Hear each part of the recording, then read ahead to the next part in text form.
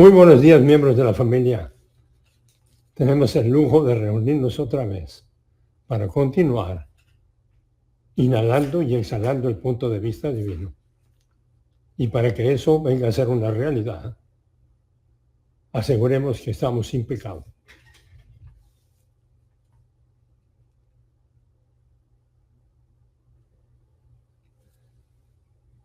Gracias, Dios Padre, por el continuo privilegio que nos das cada 24 horas para estar en la plenitud del Espíritu con el apetito para inhalar este banquete todos los días de la palabra de Dios.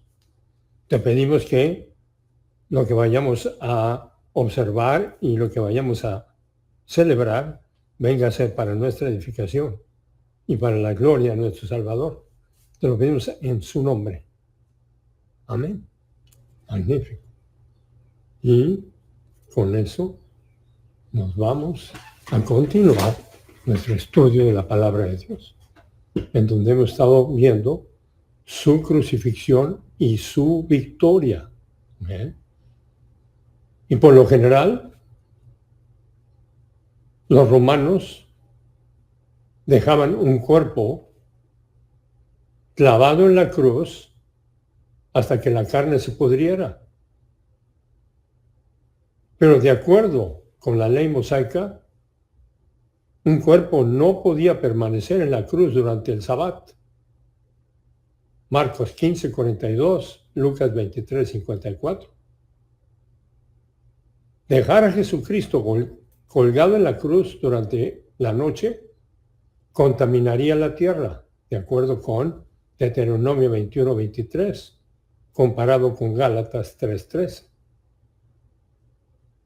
Por lo que los judíos religiosos exigían que los cuerpos fueran removidos de las cruces antes del atardecer y del comienzo de la comida de Pascua y del Sabbat, de la fiesta de los panes sin levadura.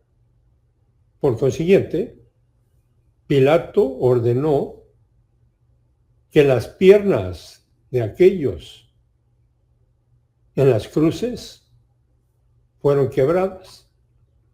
Juan 11:31. Quiebra la piedra, del latín crurifragium. Era una técnica romana para acelerar la muerte de aquellos estando crucificados. Esto consistía en quebrar los huesos de las piernas con un mazo pesado. Fueron pues los soldados y quebraron las piernas del primero y también los del otro, que había sido crucificado con Jesús. Juan 19:32. Para poder bajar los cuerpos al anochecer, los soldados romanos primero se acercaron a los dos ladrones a cada lado de Jesús y golpearon sus piernas hasta que los huesos fueron molidos. Cuando llegaron a Jesús, como vieron que ya estaba muerto, no le quebraron las piernas. Juan 19:33. Este testimonio concluyente de la muerte física de Jesús reitera la importancia suprema y la infalibilidad de la palabra de Dios. El hecho de que los soldados no quebraran las piernas cumplió promesas específicas en las escrituras del Antiguo Testamento. Salmo 24:30, comparado con Juan 19:36. Durante 15 siglos, los judíos, en obediencia a la ley, prepararon con cuidado el cordero de la Pascua, de tal manera que nunca se quebrara ni uno de sus huesos de los corderos. Y los corderos de la Pascua eran una presentación del cordero sin mancha que quita los pecados del mundo. Y ellos realizaban ese ritual en donde decían, en efecto, Dios cumple su palabra, Él nunca falla. Y las demandas insidiosamente malvadas de los judíos religiosos, a pesar de las órdenes de Pilato, a pesar de todo el ejército romano, ni un hueso de la verdadera Pascua, la verdadera humanidad de Jesucristo fue quebrado. Dios cumple su palabra en todos los sentidos y en todas las generaciones. Al atardecer, vino un hombre rico de Arimatea llamado José, que también se había convertido en discípulo de Jesús. Este se presentó a Pilato y le pidió el cuerpo de Jesús. Entonces Pilato ordenó que se lo entregaran. Tomando José el cuerpo, lo envolvió en un lienzo limpio de lino y lo puso en su propio sepulcro nuevo que él había excavado en la roca. Después de rodar una piedra grande a la entrada del sepulcro, se fue. Mateo 27, 57 a 60. Ahora, en 1 Corintios 15, 3 y 4, Pablo dice que Jesucristo fue resurrecto al tercer día. 1 Corintios 15, 3. Porque yo entregué a ustedes como de primera importancia lo que yo recibí, está refiriendo a información, lo que yo recibí, que Cristo murió por nuestros pecados conforme a las Escrituras. 1 Corintios 15, 4. Que él fue sepultado y que Él fue resurrecto al tercer día conforme a las Escrituras. Ahora, durante 2000 años, los cristianos han insistido que Jesús fue resurrecto físicamente el domingo después de su crucifixión. La historicidad de la resurrección es fundamental para la teología cristiana, ya que tanto la muerte como la resurrección de Jesús están ligadas a nuestra salvación, mientras que la mayoría de las religiones enseñan que somos salvos por las buenas obras que hacemos. El cristianismo enseña, como debe de ser, que somos salvos gracias a lo que Jesús hizo por nosotros. La Biblia insiste que mientras aún estábamos lejos de Dios, ignorándolo, rechazándolo y rebelándonos contra Él, Dios se acercó a nosotros en Cristo para cargar con nuestros pecados, sufrir nuestro castigo y morir en la cruz en nuestro lugar. Romanos 5:8.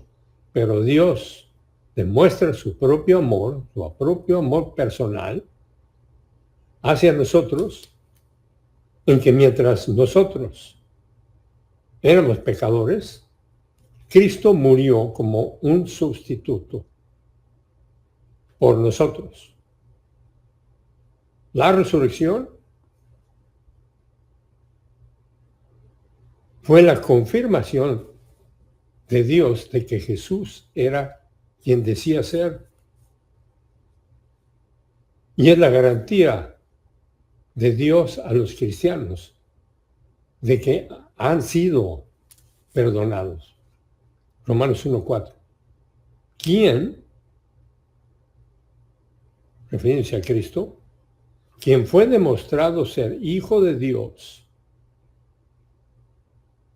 por medio del poder perteneciendo al Espíritu Santo, por medio de resurrección de los muertos, Jesucristo nuestro Señor? Esta es la descripción y quien ha guiado el camino. ¿Es la resurrección solo una doctrina de fe? o hay evidencia de que realmente ocurrió. Mucha gente asume que la resurrección es simplemente un artículo de fe religiosa, no un evento del cual pueda existir evidencia histórica. Veamos un argumento a favor de la historicidad de la resurrección que se basa en otros puntos principales.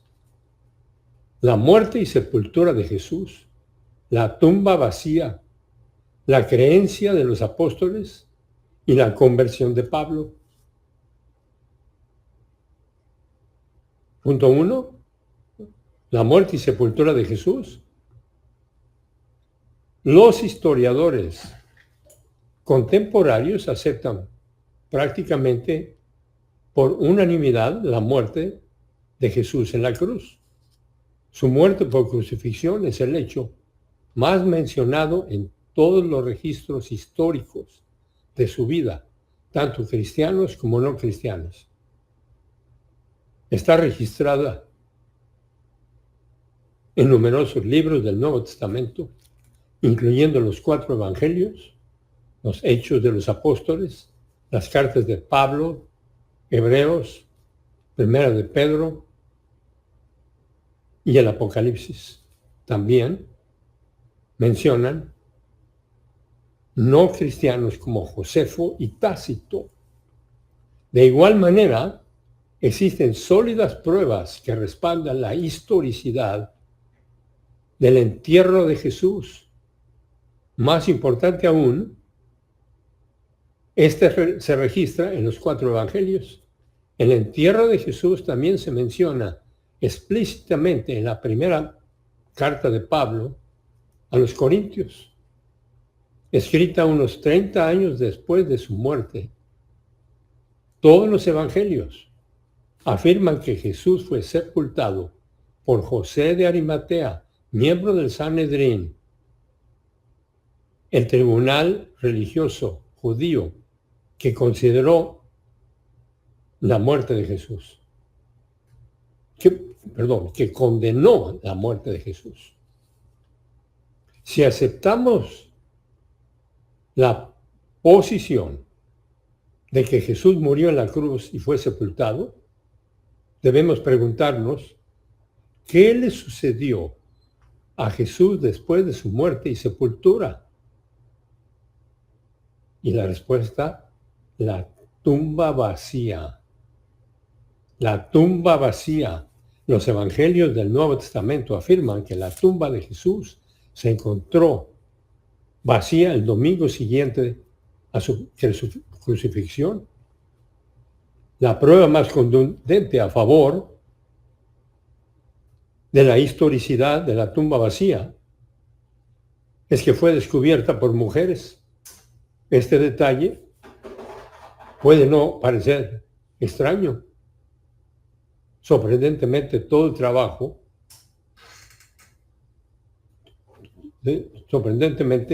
dado bajo el estatus de las mujeres en el primer siglo. Por ejemplo, Josefo, historiador judío del siglo I,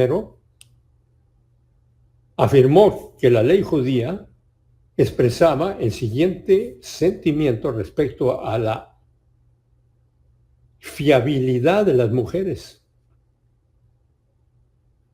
que no se admita el testimonio de las mujeres debido a la ligereza y la audacia de su sexo.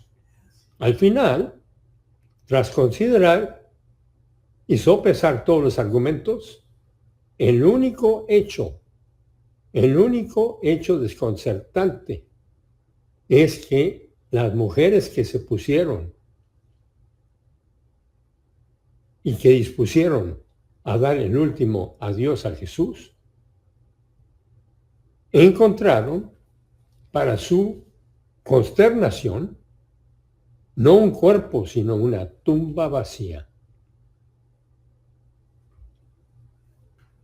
Y con eso nos movemos a la creencia de los apóstoles. Un tercer factor que apoya la historicidad de la tumba vacía es el hecho de que tan solo 7 semanas después de la muerte de Jesús, los apóstoles comenzaron a predicar la resurrección en la misma Jerusalén, la misma ciudad donde Jesús había sido crucificado. Es difícil manejar cómo el incipiente movimiento cristiano pudo haber sobrevivido a pesar de la oposición de las autoridades gobernantes. Si el cadáver de Jesús hubiera sido enterrado a poca distancia del templo, cualquier escéptico que quisiera refutar las afirmaciones de los apóstoles podría haberlo silenciado como un breve paseo hasta el lugar de sepultura de Jesús. Sin embargo, no tenemos constancia de que alguien haya afirmado que los discípulos mintieron sobre la tumba vacía. ¿Cómo pudo el cristianismo crecer tan rápidamente en el mismo lugar donde Jesús fue enterrado? Si pudo haber sido falsificado con una facilidad, con tanta facilidad. Finalmente, al final de su evangelio, Mateo ofrece lo que equivale a un diálogo entre cristianos y judíos sobre el cuerpo de Jesús. Afirma que los líderes judíos de su época insistían en que el cuerpo de Jesús había sido robado por los discípulos. Una afirmación que aparentemente aún circulaba en el siglo II después de la muerte de nuestro Señor. Pero esta acusación implica que los líderes judíos creían que la tumba estaba realmente vacía. Obviamente no podrían y no habrían acusado a los discípulos de robo de la tumba si hubieran creído que el cuerpo de Jesús aún estaba en la tumba. Por estas razones, la mayoría de las respuestas escépticas de la resurrección no descartan simplemente la tumba vacía como una leyenda, sino que intentan ofrecer una explicación alternativa. Los propios apóstoles dieron mayor fundamento. Los seguidores de Jesús afirmaron haberlo visto vivo después de su crucifixión. No afirmaron haberlo visto solo una vez, ni por un corto tiempo, sino haberlo visto repetidamente durante varias semanas. Tampoco afirmaron haber tenido una visión de él, sino que dijeron que lo tocaron, hablaron con él y comieron con él. Estas experiencias no se limitaron a una o dos personas, sino que incluyeron grandes grupos de personas, incluso 500 a la vez. ¿Qué debemos responder a estas afirmaciones? Es casi universalmente aceptado que por los historiadores, que los discípulos creyeron genuinamente haber encontrado a Jesús resurrecto. Por ejemplo, puede considerarse históricamente cierto que Pedro y los discípulos tuvieron experiencias después de la muerte de Jesús, en las que Jesús se les apareció como el Cristo resurrecto. La razón de este consenso es la persecución que sufrieron los apóstoles por su creencia en la resurrección, los apóstoles fueron golpeados y encarcelados y repetidamente. Tenemos buena evidencia histórica de que Santiago, Pedro y Pablo fueron ejecutados por su fe y por la tradición de la Iglesia. Sostiene que hasta 12 de los 12 apóstoles fueron finalmente martirizados. Debido o dado al sufrimiento que enfrentaron los apóstoles, es difícil sostener que supieran que la resurrección era un engaño. ¿Cuál habría sido su motivación si supieran con certeza que habrían inventado las historias de la resurrección? Podemos inferir entonces que los apóstoles eran sinceros. Habrían tenido poco que ganar y mucho que perder si estaban basándose en una falsedad conocida. Los apóstoles estaban en posición de saber con tal certeza si sus afirmaciones eran ciertas. Afirmaban haber visto, tocado y conversado con un hombre que había sido ejecutado apenas unos días antes. Si hubieran inventado esta afirmación intencionalmente, habrían sabido con certeza que no valía la pena morir por ella. Hay un hecho inquietante que considerar uno tras otro quienes afirmaban haber presenciado a Jesús resurrecto. Fueron a su propia muerte espantosa, negándose a retractarse de su testimonio. Ahora, cuando ellos comenzaron a enfrentar la persecución e incluso la muerte,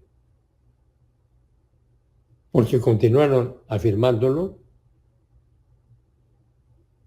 lo que sabían que era mentira, la mejor explicación es que realmente creían haber visto a Jesús resurrecto. Punto número 4. La conversación de Pablo. El apóstol Pablo, sin duda el mayor testigo de la veracidad de Cristo resurrecto, en sus inicios, Pablo había sido un vehemente opositor de la Iglesia e incluso consistió en la lapidación de Esteban, el primer mártir cristiano, mientras viajaba a Damasco para continuar su persecución de la Iglesia naciente. Pablo se convirtió repentinamente al cristianismo, afirmando haberse encontrado con Jesús en el camino. A diferencia de los demás apóstoles, Pablo no había sido perseguidor de Jesús durante su ministerio y claramente era testigo de la iglesia primitiva. Era amigo de la iglesia primitiva. Por lo tanto, su testimonio puede considerarse el de un testigo hostil. Porque, corrigiendo, claramente no era amigo, porque dije que era amigo, no era amigo de la iglesia primitiva. Por lo tanto, su testimonio puede considerarse el de un testigo hostil, alguien que no tenía algún incentivo para aceptar el testimonio cristiano sobre la resurrección, a menos que él mismo tuviera una experiencia que pudiera interpretar inequivocadamente, como confirmación que Jesús estaba vivo. El peso de esta evidencia es significativo. En primer lugar, la conversión de Pablo lo puso en conflicto inmediato con los líderes religiosos judíos en cada ciudad a la que viajó. Su segunda carta a los Corintios, en ella relata cómo fue azotado, golpeado, apedreado y naufragado como resultado de su fe. Segunda de Corintios 11:24. 5 veces ha recibido de los judíos 39 azotes. 3 veces he sido golpeado con varas. Una vez fui apedreado 3 veces y naufragué. Y he pasado una noche y un día en lo profundo. Además,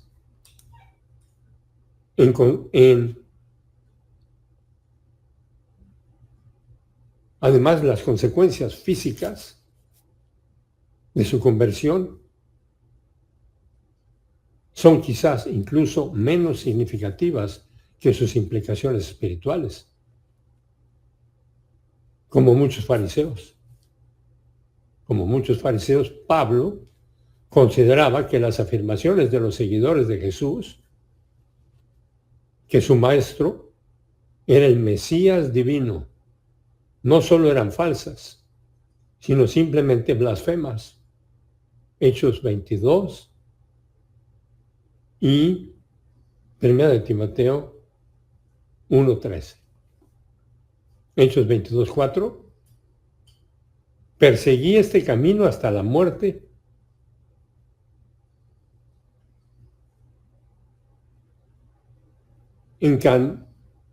encadenando y echando en cárceles tanto a hombres como a mujeres. 1 de Timoteo 3:13. Aún habiendo sido yo antes blasfemo, perseguidor y agresor, sin embargo, se me mostró misericordia, porque lo hice por ignorancia en mi incredulidad. Pero Pablo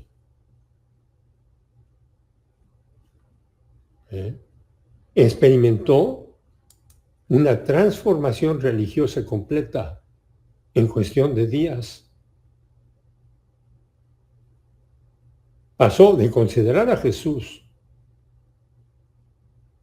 un falso profeta a creer que Jesús era el único Hijo de Dios, quien solo ofrecía salvación a toda la humanidad.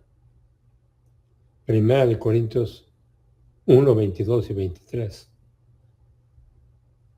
Porque los judíos siguen demandando señales, milagros, estimulan emociones, y los griegos, que eran gentiles, buscan sabiduría a través del racionalismo y el empirismo, pero nosotros continuamos predicando Cristo crucificado, la persona y la obra del Evangelio, predicándolo a judíos,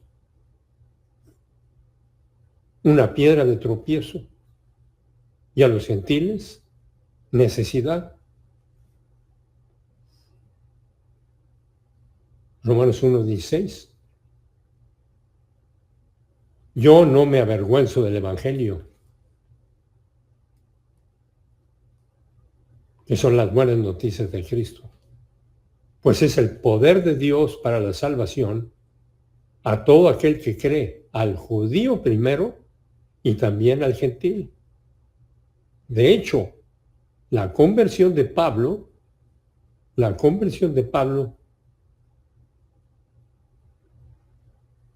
es más sorprendente, dado que no abrazó una religión mundial con miles de millones de seguidores, sino el cristianismo una secta religiosa despreciada y perseguida, sin poder y con pocos adeptos.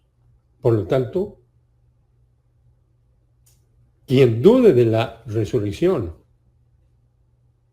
debe ofrecer una explicación plausible de por qué Pablo experimentó una conversión tan drástica en tan poco tiempo. Y Pablo nos dice por qué la resurrección de Cristo es importante para cada creyente, para cada uno de nosotros hoy en día. Cuando dijo, 1 Corintios 15, 51,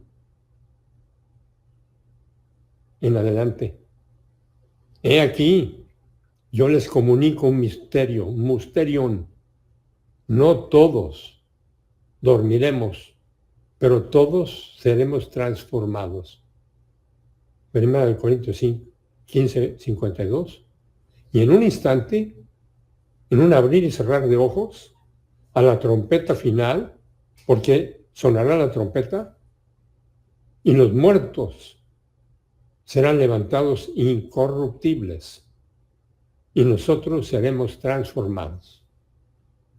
1 Corintios 15, 53, porque es necesario que esto corruptible se vista de incorrupción y esto mortal se vista de inmortalidad. 1 Corintios 15, 54.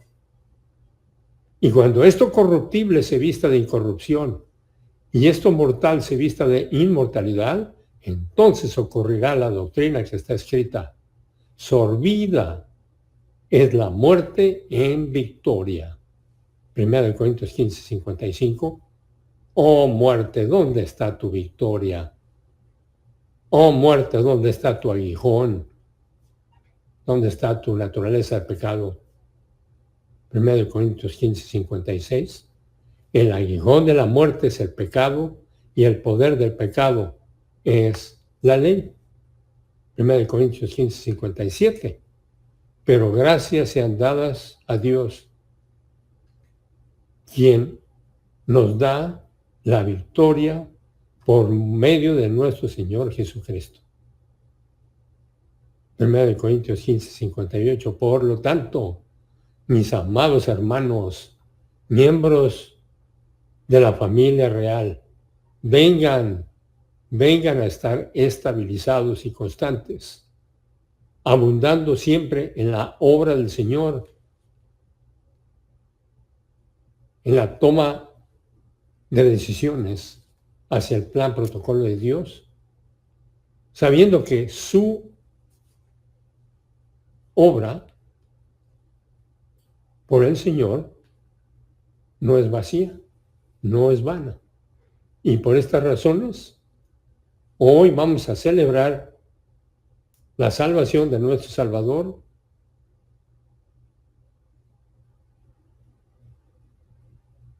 salvación que nos proporcionó en la cruz, y la victoria de su resurrección.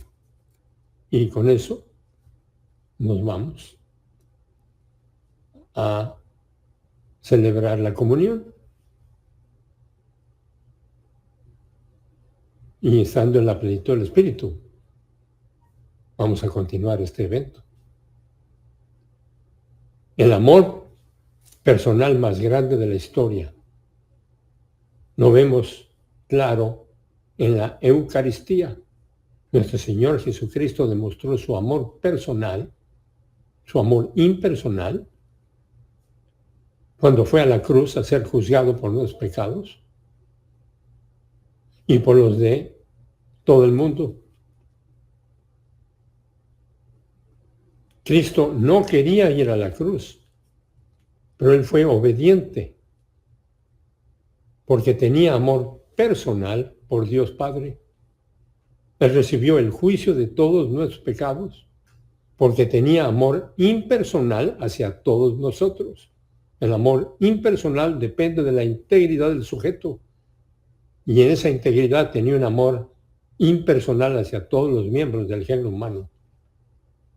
Su amor impersonal hizo a un lado la malicia, el odio, la venganza, el chisme, la calumnia, el asesinato, la trampa, la rebeldía,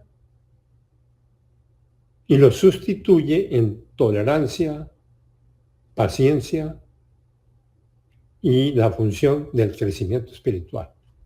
Cristo, en la noche en que iba a ser traicionado por uno de los suyos, nos da un mandato para que hagamos memoria de su sacrificio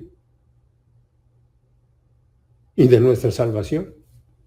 Él lo hace a través de un rito de representación, en donde el pan representa su humanidad, que nos hace recordar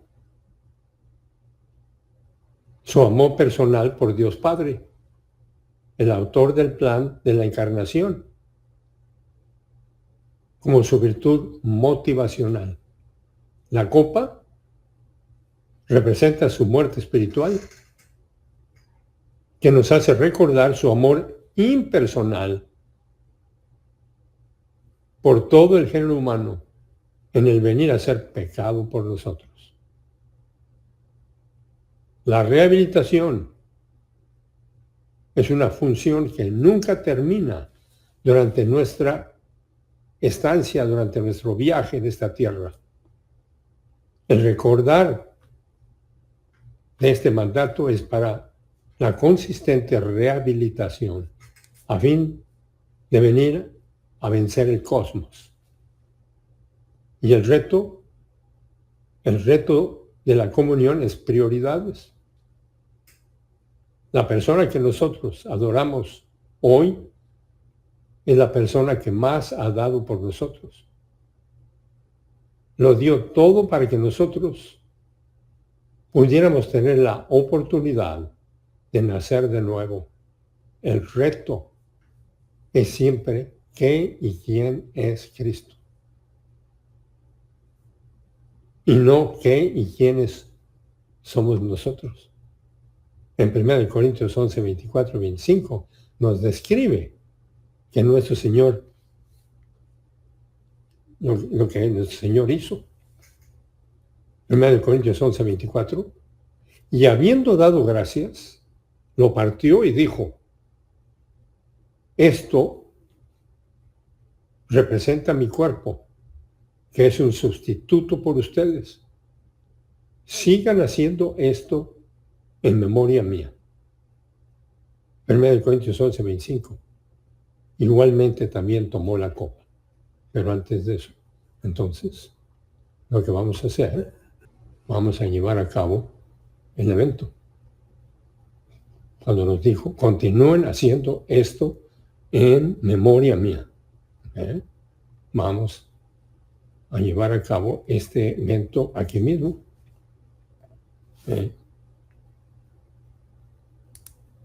Y por eso tenemos el pan y el vino.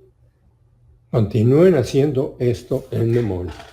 Entonces aquí estamos observando precisamente lo que hizo. Continúen haciendo esto en memoria mía.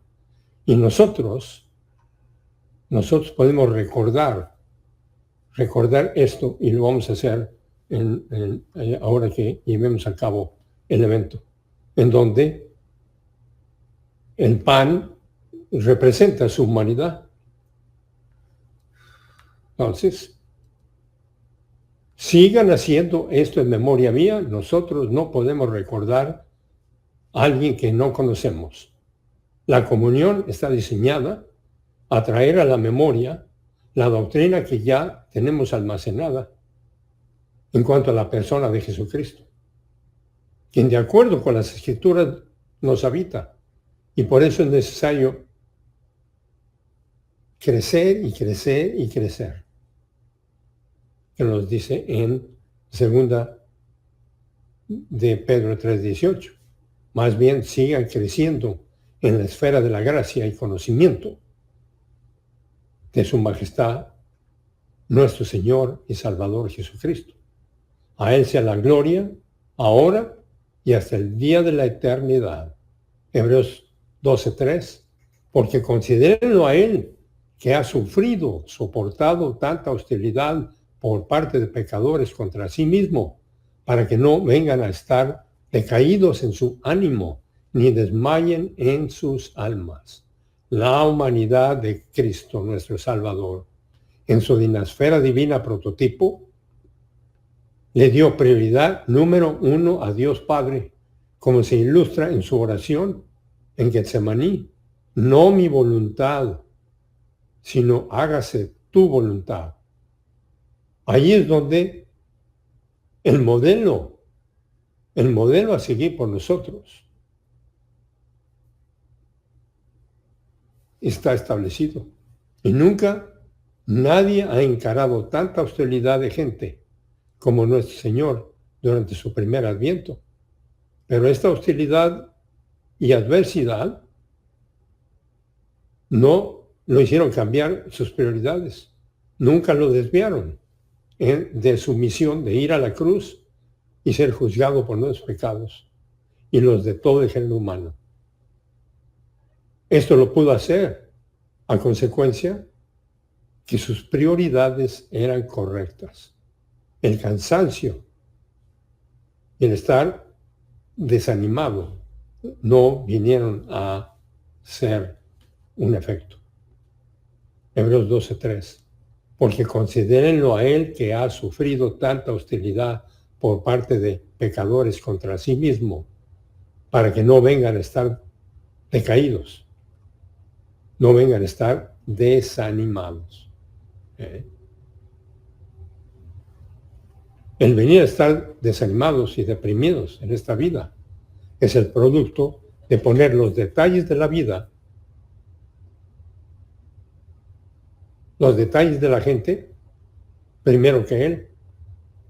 Y cada vez que estamos sin la motivación correcta, debemos orientarnos que el cansancio que tenemos es un cansancio y no una desanimación que viene del estar desilusionado y haber sido abusado o ignorado por otros miembros del género humano.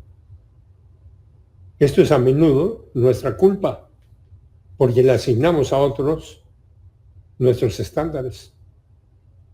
Ponemos a la gente primero y después, cuando nos desilusionan, nos desanimamos. Ponemos los ojos en cosas, en este cosmos, pensando que cuando logremos esto o aquello, vamos a encontrar el arco iris. Y cuando llegamos a donde pensamos que estaba ese arco iris, no lo podemos tocar.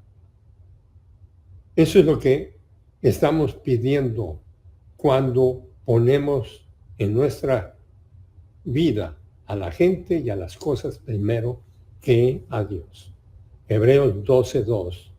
Puestos los ojos en Jesús, el autor y consumador de nuestra doctrina, quien por la felicidad exhibida delante de Él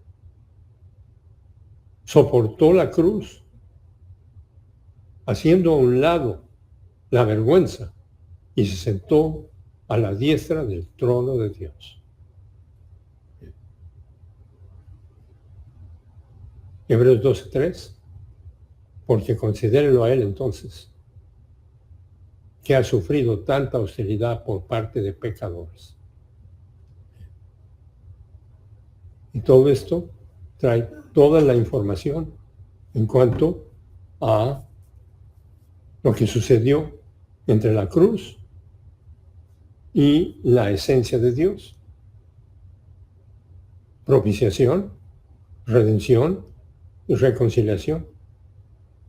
Cristo es el que nos da el mandato que hagamos esto en memoria suya.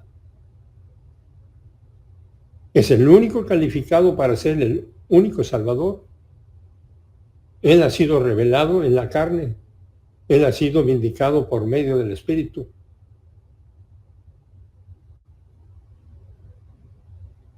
probado el valor de su persona y de quién es. Él es Jesucristo el Mesías, Adonai Eloheno. Jesucristo es Dios. En lo que se refiere al rito, hay algunas representaciones que es necesario entender.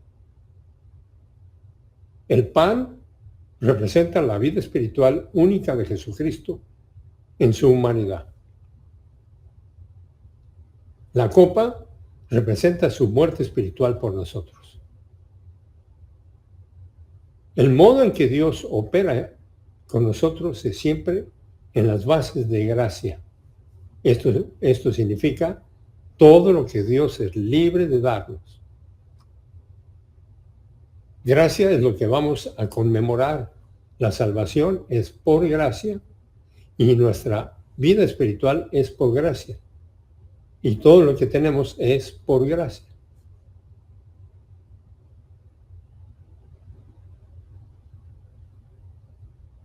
Y con eso llegamos al evento de la comunión. El pan va a ser pasado a cada uno de nosotros y con el pan en la mano vamos a recordar que el Hijo de Dios se hizo hombre, siendo humanidad verdadera y su naturaleza de pecado. Y así fue calificado para pagar por nuestros pecados. Así que, a meditar.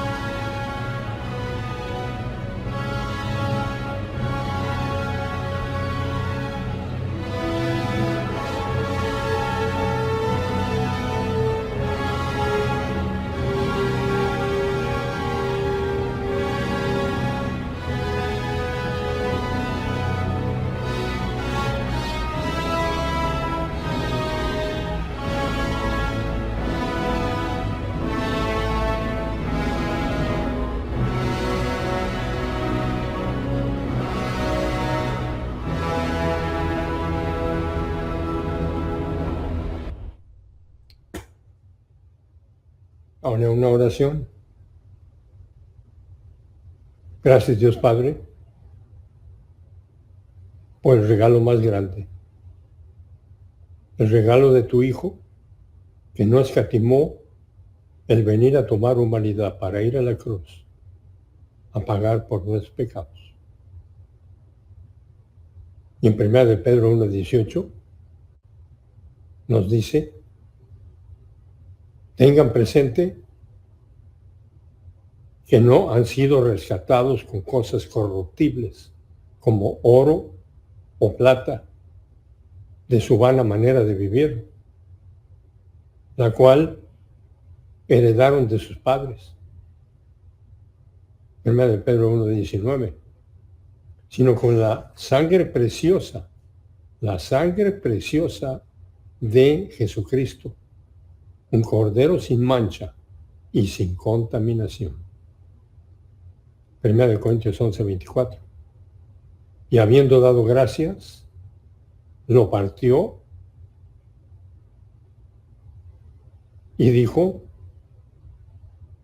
esto representa mi cuerpo, que es un sustituto por ustedes. Continúen haciendo esto en memoria mía. Coman, por favor.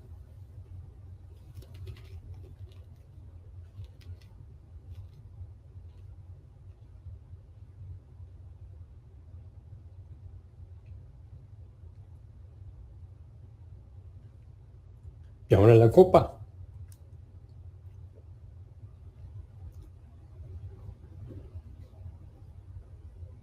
Habiendo tenido la copa ya pasada, es para que conmemoremos, su muerte espiritual, y con ella vamos a concentrarnos unos minutos para orientarnos a la realidad que trajo nuestra libertad y futuro eterno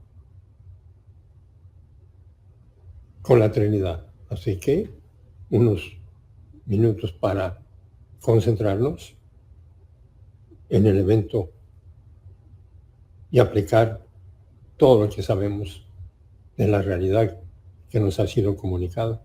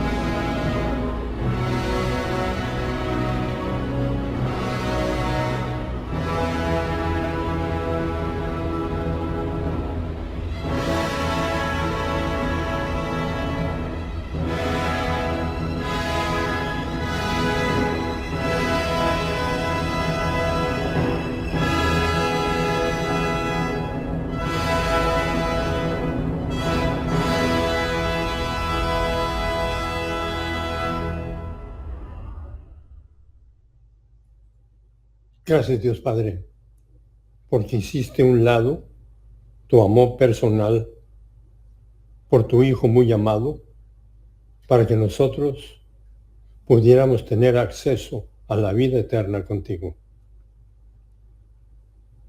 Isaías 53:5.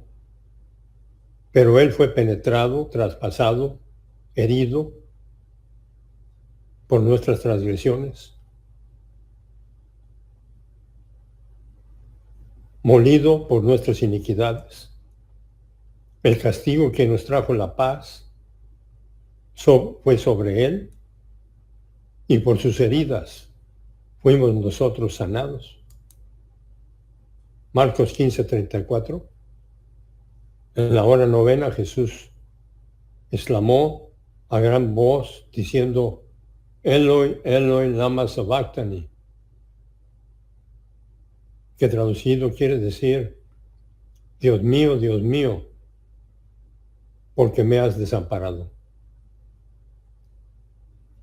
1 Corintios 11:25. Igualmente tomó también la copa después de haber cenado y dijo: esta copa representa el nuevo pacto en mi sangre. Continúen haciendo esto en memoria mía. Beban, por favor.